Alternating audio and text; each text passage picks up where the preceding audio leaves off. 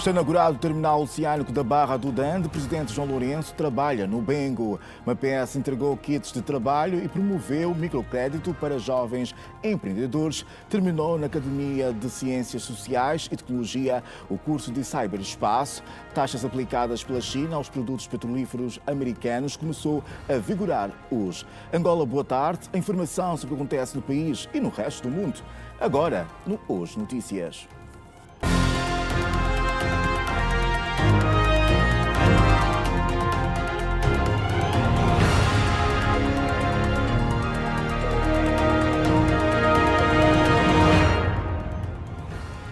Boa tarde, Angola. Centenas de crianças e adultos da centralidade do Quelemba, no Lubango, beneficiaram neste fim de semana de consultas gratuitas na Feira da Saúde, num ato que foi promovido pela União das Igrejas Evangélicas de Angola. Foram feitos atendimentos de várias especialidades e distribuídos medicamentos. Centenas de crianças e adultos da centralidade da Quelemba, no Lubango, beneficiaram este fim de semana de consultas gratuitas na Feira da Saúde. No evento, promovido pela União das Igrejas Evangélicas de Angola, foram efetuados atendimentos de neurologia, cardiologia, urologia, pediatria, dermatologia, medicina geral e também o rastreio à diabetes e à malária. Os beneficiários louvam a iniciativa da Igreja por terem tido atendimento de especialidade. Acho muito positiva. Primeiro é que nota-se que há muitos problemas de saúde a nível geral, mas não há muita presença aqui a nível da centralidade de alguns serviços de saúde. Então, uma boa iniciativa, valeu a pena. Eu agradeço muito esta como é que eu vou dizer, essa iniciativa, não é? Esta nossa comunidade precisa mesmo, porque pelo que nós notamos aqui na consulta de oftalmologia tem muita gente que está com o mesmo problema que eu, então acredito que gostaria que tivessem mais esse tipo de feira. Para a realização da feira, a organização contou com a colaboração de médicos voluntários e outros técnicos de vários hospitais da província da Huila. A médica neurologista Eldione Zebedeu considera gratificante ter dado o seu contributo para o êxito da atividade. É de facto gratificante poder estar aqui e dar o meu contributo, mas pronto, atendendo à demanda, é necessário nós também abrirmos a mão, estender as mãos àquele que procura por este serviço. A dermatologista Mila Pedro destaca a afluência de utentes e realça as dermatites alérgicas como as doenças mais registadas durante as consultas. Uma iniciativa louvável, visto que na centralidade da Quelemba não temos médicos especialistas, então vem mesmo para facilitar a vida da nossa comunidade. Os pacientes aderiram.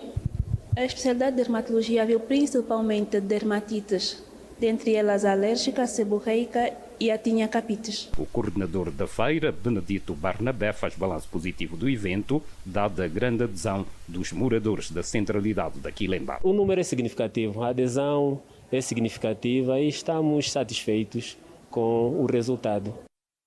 E em Benguela, o administrador municipal chamou a atenção dos cidadãos sobre os cuidados a ter para se prevenirem da cólera. Armando Vieira esteve neste domingo junto dos cristãos católicos para sensibilizar a comunidade em função do número crescente de casos da doença. Neste domingo, o administrador municipal esteve nesta paróquia da Igreja Católica para sensibilizar as comunidades sobre a situação da cólera. Ao tomar a palavra no final da missa, Armando Vieira apelou à vigilância dos cidadãos e ao respeito pelos protocolos do Ministério da Saúde. Temos de estar vigilantes. O Ministério da Saúde fez sair termos de referência, normas que nós temos que cumprir para evitarmos a cólera. Eu, que hoje tomo a palavra aqui neste ato, vou pedir aos irmãos para que na comunidade respeitemos todo aquele protocolo definido pelo Ministério da Saúde em relação à cólera. Armando Vieira está também preocupado com o saneamento básico. Aos presentes, o administrador municipal instou a cada cidadão ser um partícipe do cuidado com o lixo. O saneamento básico é fundamental. Não podemos ter lixo na nossa porta, não podemos ter lixo na nossa comunidade, mas dizer que tem muito lixo na comunidade. Nós todos os dias tiramos toneladas e toneladas de lixo. Os nossos caminhões, as nossas máquinas estão a percorrer a periferia de Benguela, mas o lixo não acaba. Mas é necessário que se respeite também as regras de recolha do lixo. Os fiéis estão a par das precauções e cuidados sobre a cólera, porém a grande preocupação é a falta de água potável, o que obriga os moradores a consumirem a água dos tanques. Lavar as mãos, água e sabão e ou ferver água, mas só que o nosso problema, nós não temos água aqui nessa zona. Estamos a beber água dos tanques. Um dia já existe um micróbio, não temos como. Devíamos pedir que deviam nos ajudar no caso da água, estamos mesmo mal. Estamos a comprar o bidô amarelo com 100 kwanza. A saúde tem que ser com água, mesmo as latrinas. Também temos casas de banho, mas a água para usar a casa de banho não temos. Na verdade, dizer que a comunidade paroquial está empenhada com a Associação dos Enfermeiros Católicos e os escuteiros envolvidos nessa sensibilização dos jovens, sobretudo. Benguela ainda não registra nenhum caso de cólera, porém, o seu administrador municipal apela às comunidades aos cuidados a ter com o saneamento básico. Agora a atualização do estado da cólera no país. Até ao momento, segundo dados disponibilizados pelo Ministério da Saúde, foram notificados no país um total de 2.866 casos da cólera, confirmados nas províncias do Bengo e Colibengo, Kwanza Norte, Kwanza Sul, Cunene, Huambo, Huila, Luanda, Malange e Zaire. Luanda lidera com 1.425 casos, seguida das províncias do Bengo, com 1.062 casos, e Colibengo, com 372, Huambo, com 6, Zaire, Huila e Kwanza Sul, com 5, respectivamente, Malange, 4, Kwanza Norte, com 2 e Cunene, com 1. A doença causou 97 mortos, sendo 45 em Luanda, 39 no Bengo e Colibengo, 12, Kwanza Sul, uma morte.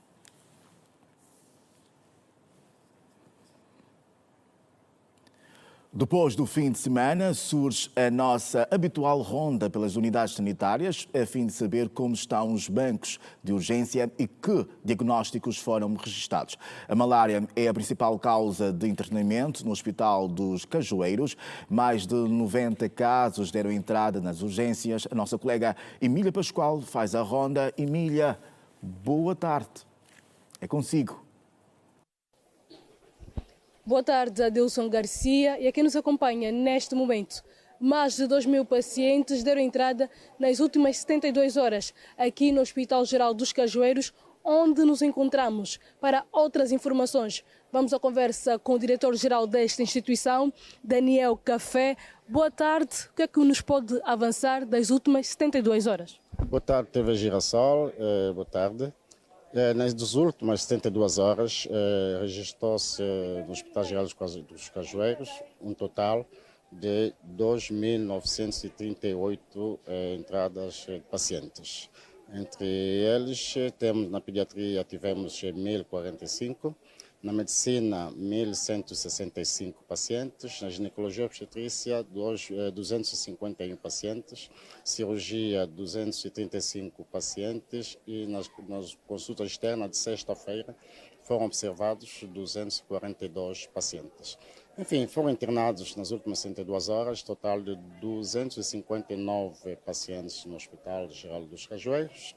Como vê, é um hospital que continua a ter a sua demanda muito elevada e nós estamos aqui, continuamos a trabalhar, a atender como deve ser os nossos pacientes. Qual é a patologia mais registrada durante este período? Na verdade, as nossas patologias com maior demanda não são sempre comuns. Doenças como malária continuam a predominar. Doenças diarreicas agudas nas crianças, também com foco atualmente com situações de cólera. Estamos a ter casos de doenças diarreicas. Temos doenças respiratórias agudas em crianças e adultos. Outras patologias como cirúrgicas e ortopédicas também temos tido ao longo de todo o período. Quanto à sinistralidade rodoviária, deram entrada de algum caso? Sim, não? Quanto? Na verdade, tivemos alguns casos nas últimas 72 horas, mas pouco. E disto apenas continuamos a apelar à nossa população, cuidado máximo, principalmente nos fins de semana e não só, e evitar conduzir quando estamos sob o ambiente, o efeito do álcool, e outros, digamos, nos protegemos com o cinto de segurança e o pessoal com motociclistas deve usar capacetes. Não são essas medidas globais que nós aconselhamos para reduzirmos ou evitarmos os acidentes de viação. Então. Obrigada. Adilson Garcia, nós vamos continuar aqui a nossa ronda. Vamos também passar por outras unidades hospitalares aqui da cidade capital. De momento é tudo que podemos avançar. Boa tarde. Boa tarde, Emília. Obrigado por essa partilha. Vamos agora às moradias de risco.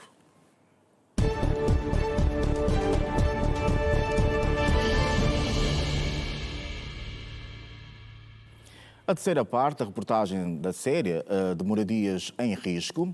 A zona do Panguila Velho, na província do Icoli e Bengo, tem várias casas e lojas submersas no lençol de água que se criou 5 meses após a abertura das comportas da barragem sobre o rio Zenza. Alguns moradores e donos de lojas tiveram de abandonar as propriedades e começar do zero noutros locais. Vamos rever a reportagem de Simão João. De acordo com depoimentos do Sr. António Silva, o bairro tornou-se inabitável depois da abertura das comportas do rio Zenza, na província do Bengo, situação que fez com que algumas pessoas abandonassem as suas casas. E o que acontece? Quando abre as comportas lá da barragem, a água sai daí, vem para aqui e esta área toda fica inundada. Conforme vê as casas aí, as vizinhas já abandonaram as casas, inclusive a própria minha casa aí, alguns quartos está cheio de água. Então, estamos a comprar um entulho para ver se vamos entulhando e para tentarmos afugentar um bocadinho a água. Isso começou, já vai a caminho de 4 meses. Esse mês para 5 meses. Estamos aqui, inundamos tudo, todas as casas estão com água. Aqui não estamos a mais conseguir fazer nada. Metemos uma barraca de esteira aí para nos ajudar. E já não temos mesmo como fazer. Os clientes já não vêm, tem medo também da cólera. As águas estão mal, está muito suja. E o governo, por favor, nos ajudem. Este jovem conta que em momento algum apercebeu-se que o local em que ergueu a sua casa anteriormente fosse invadida pelas águas e por isso pede ajuda das autoridades. Eu mesmo morava naquele lado. E quando a água aconteceu, quando entrou de noite, eu estava jantando, de repente a porta abre, a água entra. E sabendo que a pessoa não tem como saber se aqui em Dunda ou como é, porque do tempo de seco são as coisas tudo já está muito realidade, que quando você compra não dá conta se tarde ou cedo irá acontecer isso ou como é. Então na mesma estamos aqui, quando aconteceu, não tem como. Neste momento só está a pedir ajuda do governo. Por esta altura, a água cercou o bairro Panguila Velho, deixando as casas submersas e com fortes probabilidades das famílias contraírem doenças. Com esta realidade, fica cada vez mais caro investir na localidade. Aqui mesmo, se é para investir, mano, é muito dinheiro. É muito dinheiro mesmo. Pagar as trabalhadoras, fazer a barraca, remover as coisas, tiramos tudo, roubaram todas as chapas aqui nas casas. É muito dinheiro mesmo. Pode passar de 1 milhão. Até a vida, aquilo mesmo é para nós suportarmos aquilo, procuramos comprar aí mosquiteiros, não sei o que, essa coisa toda. A travessia de uma para a outra extremidade do bairro tem de ser feita por intermédio de uma chata. Vamos ao primeiro intervalo da edição de segunda-feira do Hoje Notícias. Volte connosco.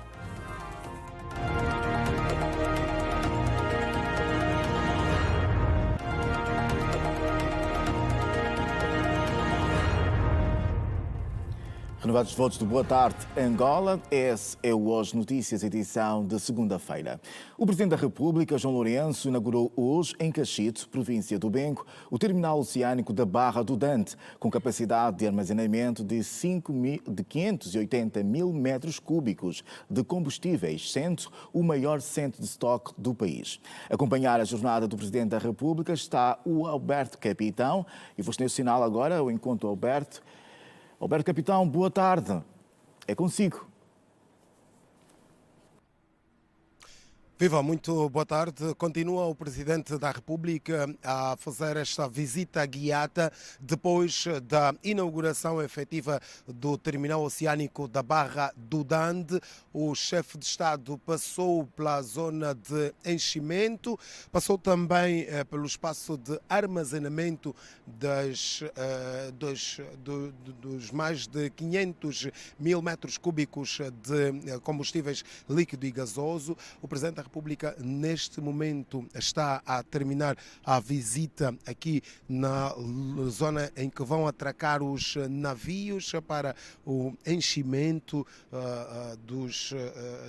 das cisternas, para que possa então depois fazer a distribuição do combustível. Aqui o Presidente da República recebeu explicações sobre o funcionamento desta zona do terminal oceânico da Barra do Dande, conversou também com alguns técnicos que fizeram parte deste projeto, muitos deles cidadãos nacionais. Vamos até tentar ouvir alguns destes jovens que estiveram a trabalhar neste projeto. Vamos rapidamente. Muito boa tarde, em direto para a Rede Girassol. Como é que se chama e quando é que vem parar para este projeto? Chamo-me Cláudio Coimbra Nascimento dos Santos. Não temos a data prevista para vermos no terminal. Somos da IBV1, Boa Vista.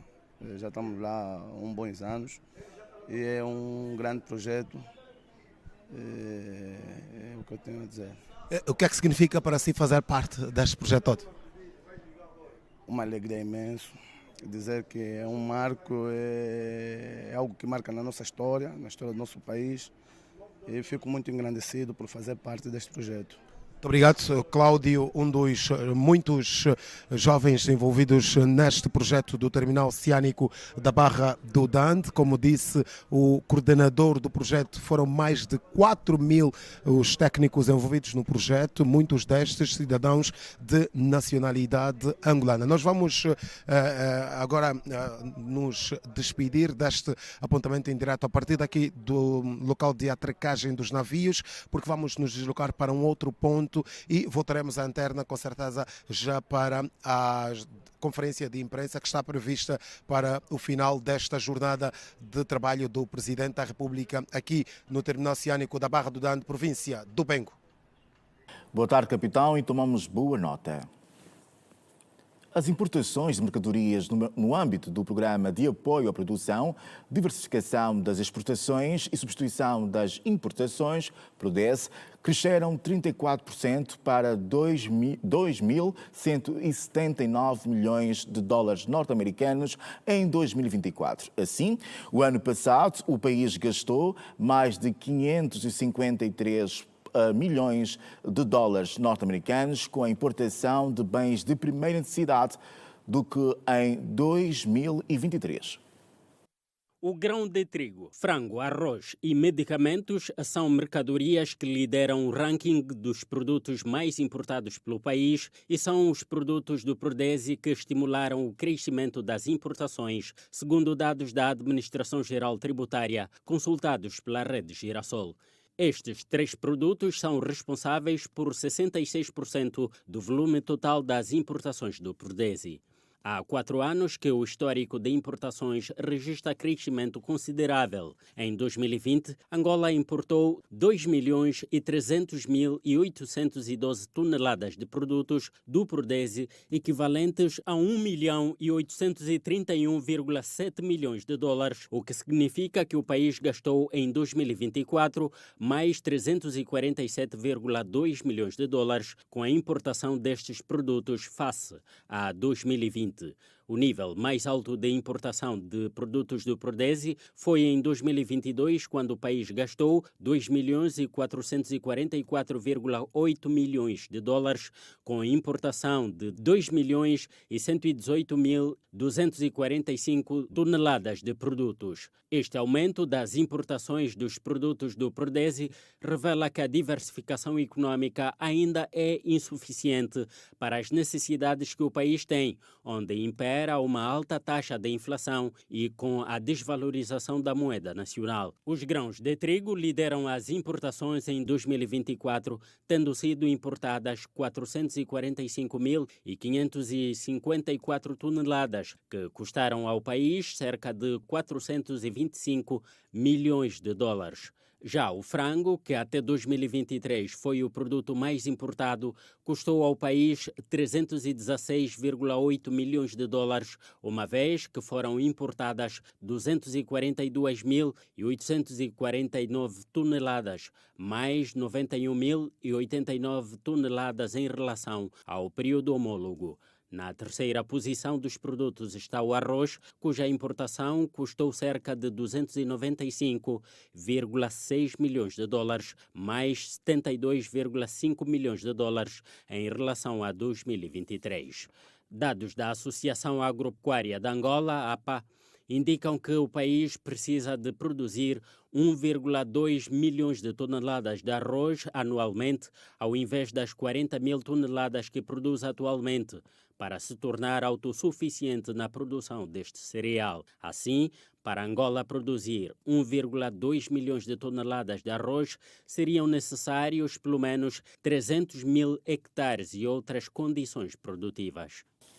Na Assembleia Nacional decorre reunião conjunta das Comissões de Trabalho e das especialidades que estão a discutir 4 propostas, entre elas a que altera a lei do passaporte angolano e do regime de entrada e saída dos cidadãos nacionais. A lei que cria a medalha comemorativa dos 50 anos da independência de Angola e outras. Na Assembleia Nacional encontra-se a nossa colega Manuela Costa e vamos manter o contacto agora com a Manuela.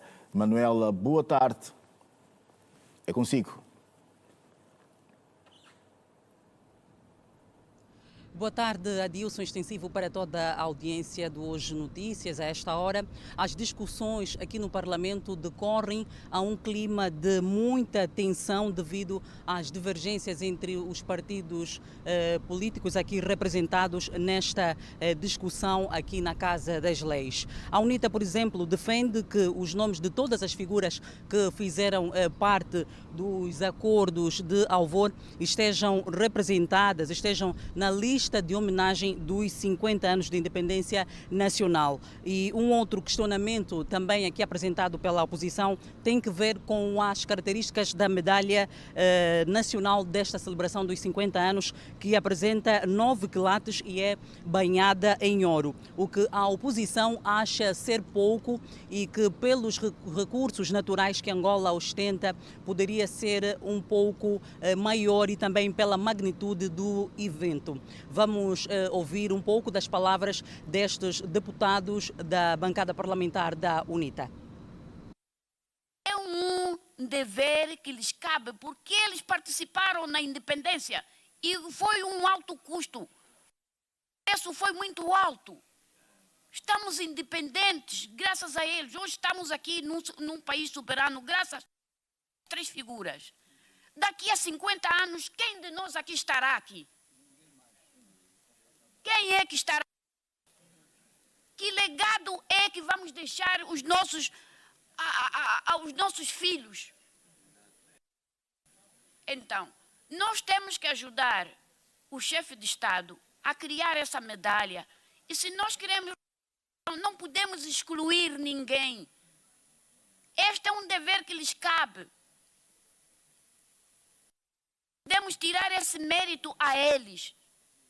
E mesmo ali na Praça da Independência, onde nós vamos comemorar os 50 anos de independência, faltam 2 estátuas aí. Sim. Essa é a realidade. Nós somos daqui, somos todos angolanos. Não excluir ninguém. É tudo que eu tenho e muito obrigado. Outra coisa, o nosso país é... Por que vamos fazer 9 quilates? Temos muito ouro aqui, não vamos importar o ouro para fazer as... Mas é mesmo aqui na nossa terra.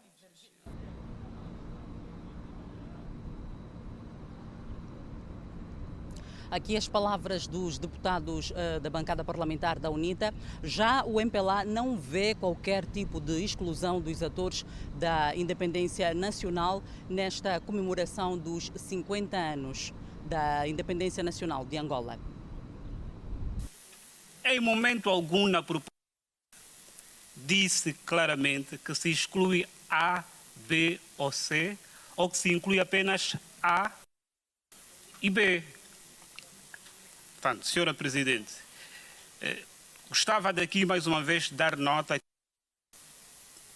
Pode ser um exercício não muito fácil, mas é possível, em sede daquilo que estamos aqui, termos uma norma que consiga, nos termos em que traz o proponente, salvar o interesse de todos os angolanos.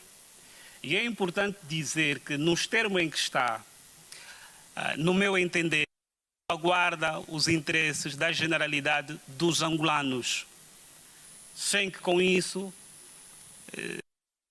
nos leve aos limites das pelejas políticas em face das nossas subjetividades. Por outra parte, quando olhamos também para o documento, e essa é uma questão que eu acho que é de fundo, que devemos aqui refletir, não será a primeira vez que o nosso país irá condecorar entidades. O documento fala em qualquer coisa como mais de entidades já, personalidades já condecoradas. E eu perguntaria ao proponente, será que essas entidades condecoradas são todas afetas a apenas um determinado partido político? Não me parece. Não me parece. Aliás, então, volto a dizer, há aqui um coro sob um receio de um perigo inexistente. Tendo em conta aqui os vários pontos divergentes entre os parlamentares, Adilson, esta discussão deste diploma foi mesmo suspensa e poderá voltar a ser analisado na terça ou quarta-feira. Neste momento, os parlamentares seguem as discussões e está a ser analisado o diploma sobre a proposta de lei de alteração do passaporte angolano, que também vai surgindo aqui já com algumas contestações da parte dos parlamentares, como é, por exemplo, um dos representantes da UNITA que também falou que os deputados também merecem de passaporte diplomático e que muitas vezes estes passaportes são apenas atribuídos não só às figuras que já são conhecidas como o Presidente da República, os titulares também dos órgãos de justiça, mas também que os filhos destas entidades muitas vezes beneficiam deste direito. Então não acreditam ser justo continuar a ser assim, mas que também os deputados podem merecer deste direito. É um assunto que vamos continuar a acompanhar aqui na Casa das Leis e outros desdobramentos poderemos voltar a trazer a antena nos próximos serviços noticiosos da Rede Girassol. A partir da Assembleia Nacional recebam os cumprimentos do Bruno Conde e da Manuela Costa. Boa tarde. A toda a equipa, boa tarde e obrigado por essas notas, Manuela Costa. Agora, a atualidade desportiva. O Petro de Luanda cimentou a liderança do Girabola neste domingo ao vencer por 2-1 o Desportivo da Lunda Sul no estádio das Mangueiras, melhor dito, em Saurimo. O encontro foi dia certo a 11ª jornada do Girabola. A turma de Ricardo Cheu Petro de Luanda entrou determinada a se distanciar mais do segundo colocado do Girabola, o Ilhete de Benguela, que tem 32 pontos ao balançar as redes no estádio das Mangueiras aos 10 minutos por intermédio do brasileiro Soares. O segundo tento teve a autoria de outro brazuca, recém-inscrito para a segunda volta do campeonato. Tiago Azulão ampliou o resultado para 2-0 aos 60 minutos. Aos 90, mais 5, o Desportivo da Lunda Sul reduziu a desvantagem na partida na conversão de um penalti. Cuca foi quem rematou acertado para os donos da casa no encontro de acerto ao calendário referente à jornada 11 do Girabola. O jogo, que começou a ser disputado no sábado, terminou neste domingo por conta da forte chuva que se abateu na cidade de Saurimo no dia marcado. Com a vitória, o conjunto do eixo viário regressa a Luanda com 36 pontos no comando do Girabola Alegria do Povo. O Desportivo da Lunda Sul é o quinto classificado com 21 pontos. Na segunda posição da competição estão os benguelenses do Ilhete com 32 pontos. Familiares e amigos do antigo guarda-redes da Seleção Nacional e do 1º de agosto, Napoleão Brandão, continuam a lamentar a sua morte. Calou-se a voz, partiu para sempre o homem que, desde tenra idade, viveu e vestiu o futebol angolano na sua profundeza. Esta passagem pelo desporto nacional é bem visível no pequeno e grande Museu das Conquistas que Napoleão Brandão tem em sua casa. Júlio Neto, familiar de Tio Alfredo, como também era chamado o antigo guarda-redes do 1º de agosto, destacou as qualidades de sobra do seu antigo companheiro e confidente. O Napoleão, como todo mundo sabe, foi dos melhores jogadores de todos os tempos após a Angola independente. Falar do Napoleão em termos desportivos é falar do maior ídolo do futebol em Angola. Para além de ser futebolista, foi um dos melhores amigos que eu tive na minha vida.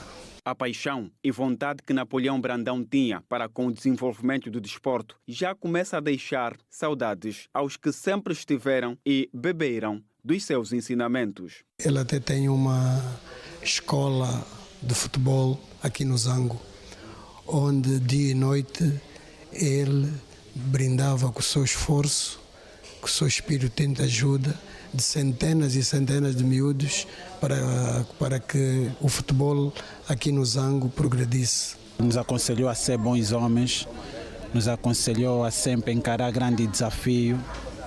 É um exemplo vivo, uma nossa referência no nosso bairro Macluço e não só a nível nacional. A senhora Caetana Brandão, irmã mais nova do falecido e 3 vezes campeão pelo 1º de agosto, frisou que o seu irmão era muito dado à família e tinha um tom de humor exclusivo. Muitas e boas lembranças para todos nós, como irmã, e para os filhos, sobrinhos, amigos, deixa lembranças boas e muita saudade das brincadeiras quando estava em família. Foi um grande homem no desporto angolano, especificamente no 1º de agosto. Já deu nome ao nosso país. Recordo que Napoleão Brandão faleceu na última sexta-feira, aos 72 anos de idade, vítima de doença. Tem seu nome cravado na história dos 3 primeiros títulos do 1º de agosto, conseguidos em 1979, 1980 e em 1981. E é por isso considerado um dos melhores guarda-redes de sempre de Angola.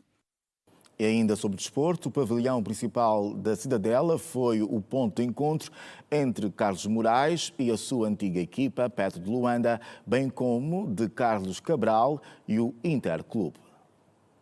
Com um pavilhão principal da Cidadela com uma boa casa, foi o Petro de Luanda que teve o domínio dos quartos iniciais, comandado pelo extremo base dominicano Rigoberto Mendoza. O conjunto tricolor desenhava a partida a seu bel prazer, razão pela qual foi ao intervalo em vantagem de 24 pontos, 58-34. O segundo tempo voltou a dar mais Petro. A equipa campeã nacional não deixava o Inter fazer o seu basquetebol, obrigava o conjunto da polícia a cometer muitos erros. 98-73, sendo 25 pontos de diferença no marcador, foi o resultado final a favor do Petro de Luanda. Um triunfo muito bem conseguido, segundo o técnico tricolor Sérgio Valdeomilios. Que los puntos hemos estado, yo creo que el partido lo hemos dominado nosotros y evidentemente pues sobre todo por lo que digo, por la defensa y por el rebote. O extremo base do Petro de Luanda, Rigoberto Mendoza, foi o cestinha do desafio com 22 pontos, 6 assistências e 3 ressaltos. No lado do Interclube, Carlos Moraes com 15 pontos anotados, 5 assistências e 2 ressaltos, foi o mais inconformado dos polícias. Membros dos órgãos de defesa e segurança foram submetidos a um curso intensivo de ciberespaço, ciberdefesa e cibersegurança, cuja cerimónia de abertura aconteceu na Academia de Ciências Sociais e Tecnologia. A iniciativa, que já vai na segunda edição, visa capacitar os militares para enfrentar os desafios emergentes no domínio digital. O curso, organizado pelo Ministério da Defesa em parceria com a Academia de Ciência e Tecnologia, pretende fornecer aos efetivos conhecimentos avançados em segurança cibernética, estratégias de defesa no ambiente digital e técnicas de proteção de dados. Durante a cerimónia da abertura, as autoridades destacaram a importância de preparar os militares para um cenário global cada vez mais marcado por ameaças cibernéticas e pela necessidade de salvaguardar as infraestruturas críticas do país. Compreender o papel da cibersegurança e da ciberdefesa na proteção das nossas infraestruturas críticas.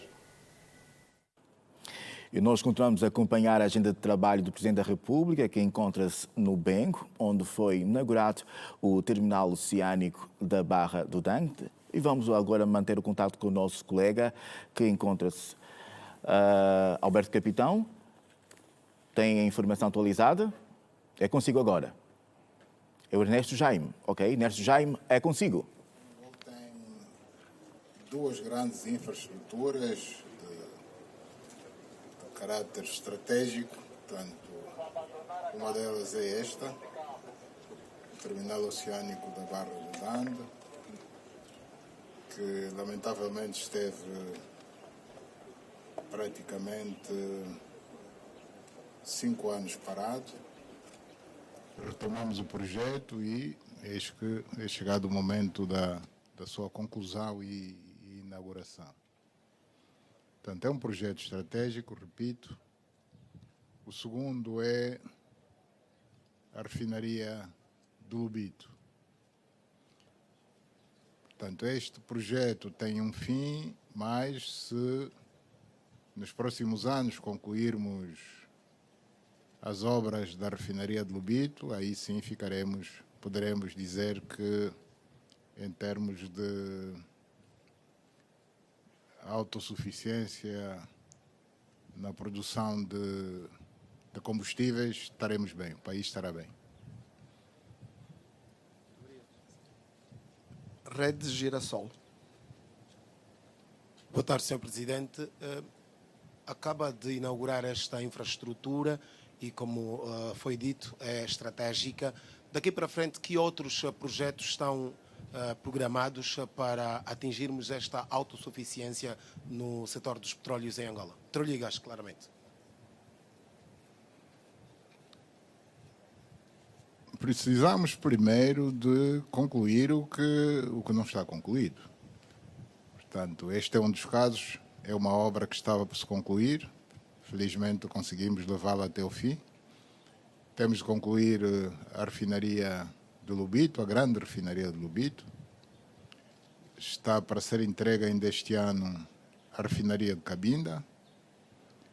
E creio que teremos pouco mais a fazer. Aliás, quer o ministro, quer o PCA da Sonangol, nas suas intervenções nesta ação de inauguração, referiram-se à construção de mais infraestruturas de estocagem de combustível, citaram nomeadamente a cidade de Lubango, mas não podemos nos esquecer que o país conta hoje com 3 novas províncias. E dessas 3 eu gostaria de destacar aquelas que estão mais distantes. Estou-me a referir à província do Mochico Leste e à província do Quando. Essas terão de beneficiar também de capacidade de estocagem de combustíveis, obviamente, com a dimensão das respectivas províncias. Uma última questão, Sr. Presidente, Jornal de Angola. Edivaldo Lemos, Jornal de Angola. Senhor Presidente, estamos a presenciar a inauguração de um megaprojeto que é difícil de se encontrar a nível da região em que Angola faz parte Gostaria de saber até que ponto a inauguração desse projeto pode contribuir no contrabando de combustível, no combate ao contrabando de combustível. Obrigado. Não será o projeto que vai contribuir no combate ao contrabando de combustíveis. O combate ao contrabando de combustível, quem tem que fazer são os homens. Com este ou sem este projeto, existe o contrabando de combustível, é uma realidade, infelizmente uma triste realidade. Já se tem feito o combate ao contrabando de combustível, talvez não o suficiente. Vamos continuar nesta luta até que consigamos debelar de uma vez por todas este grande mal que é provocado à nossa economia. Uma das medidas, para além das medidas de caráter policial,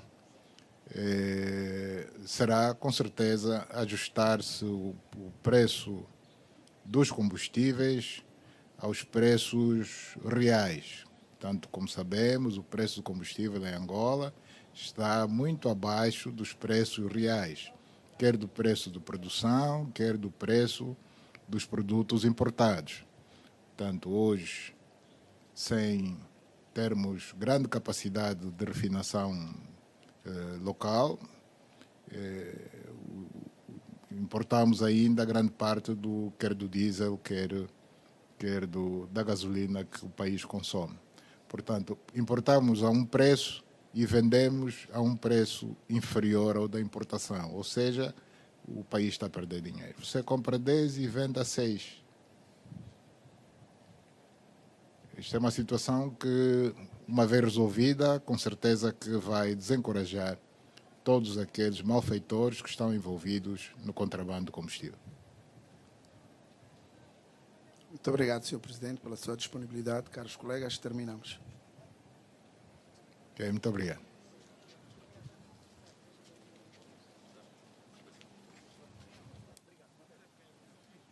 Sim. Manuel.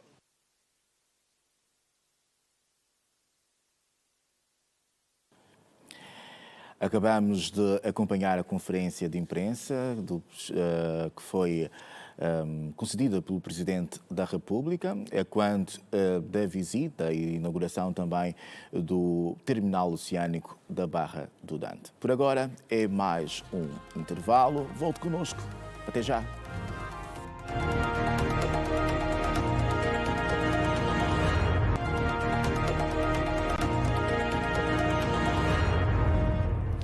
Renovados votos de boa tarde, Angola. Esta é a última parte da edição de segunda-feira do Hoje Notícias e começamos esta parte com a atualidade internacional. O primeiro-ministro de Israel, Benjamin Netanyahu, compareceu nesta segunda-feira no Tribunal de Tel Aviv para dar continuidade ao julgamento por corrupção. Este é o primeiro processo-crime contra um chefe de governo em exercício no país. Veja mais no Compacto Internacional. O julgamento começou em maio de 2020, mas foi interrompido pela guerra em Gaza, que teve início após o ataque do Hamas em 7 de outubro de 2023. Durante este período, o primeiro-ministro apresentou vários pedidos de adiamento do processo devido às guerras em Gaza e no Líbano. Netanyahu rejeita as acusações nos 3 casos julgados pelo tribunal. No primeiro, Netanyahu e a esposa Sara são acusados de aceitar mais de $260 mil em artigos de luxo, como cigarros, joias e champanhe, de bilionários, em troca de favores políticos. As outras 2 envolvem as supostas tentativas de Netanyahu de negociar uma cobertura mais favorável em 2 meios de comunicação social israelitas, em troca de enfraquecer a concorrência e favorecer uma operação comercial do proprietário do grupo. A China impôs neste domingo tarifas de 10% e 15% sobre importações dos Estados Unidos, como continuação da sua resposta às taxas norte-americanas, determinadas pelo presidente Donald Trump sobre os produtos chineses. De acordo com o jornal Financial Times, a medida pode afetar cerca de $14 bilhões em produtos. O país determinou taxas de 15% para o carvão e gás natural liquefeito dos Estados Unidos e 10% para o petróleo bruto, equipamentos agrícolas e alguns automóveis. As tarifas são uma resposta à iniciativa americana, que no dia 4 de fevereiro começou a aplicar taxas de 10% em todas as importações chinesas para os Estados Unidos, depois que Donald Trump afirmou que a China não fazia o suficiente para interromper o fluxo de drogas ilícitas para os Estados Unidos. Um acidente de trânsito envolvendo um autocarro no sul do México matou 41 pessoas. A informação foi prestada pelo governo do estado mexicano de Tabasco em comunicado, acrescentando que o trabalho de resgate ainda está em andamento. O autocarro, que transportava 48 pessoas, colidiu com um caminhão e resultou na morte de 38 passageiros e 2 motoristas. O motorista do caminhão também morreu. Imagens da Reuters mostram o autocarro completamente queimado depois de ter sido engolido pelas chamas após a colisão, restando apenas a estrutura metálica. A obra Exercícios e Linguagens, do escritor angolano João Melo, está entre as 11 finalistas e candidatos ao Prémio Literário Casino de Póvoa de Varzim. Do festival concorrem obras escritas em Portugal. O vencedor será anunciado no próximo sábado, numa cerimónia inaugural do evento literário que vai decorrer na cidade de Póvoa de Varzim até ao dia 22 de fevereiro. O vencedor recebe um valor pecuniário de 25 mil euros. Além de João Melo, estão em concurso mais 10 livros de poesia de diversos poetas de língua portuguesa que representam países como Portugal e Brasil. Inclui-se igualmente obras de 2 poetas falecidos em 2024. Segundo a organização, este ano o Festival Literário Correntes de Escritas vai dedicar parte da programação da sua 26ª edição ao legado das obras de Luís de Camões e Camilo Castelo Branco. Numa entrevista recente, o escritor João Melo revelou que, desde que se reformou no final de 2019, decidiu dedicar-se em exclusivo à escrita e à internacionalização do seu trabalho, estando atualmente radicado em Portugal. Aníbal João da Silva Melo nasceu em Luanda a 5 de setembro de 1955. É membro fundador da União dos Escritores Angolanos. Reconhecido como um dos grandes escritores da sua geração, é um nome incontornável da poesia angolana pós-independência, considerado um mestre do humor e da ironia, assim como um dos criadores do pós-modernismo africano. O escritor é conhecido pelas suas constantes experiências estruturais e linguísticas a fim de criar narrativas surpreendentes. João Melo é vencedor do Prémio Nacional de Cultura e Artes de 2009, na categoria de literatura, pelo conjunto da sua obra. E assim estão contadas as principais notícias de Angola e do resto do mundo. Angola, boa tarde, fique bem. Até ao nosso próximo encontro.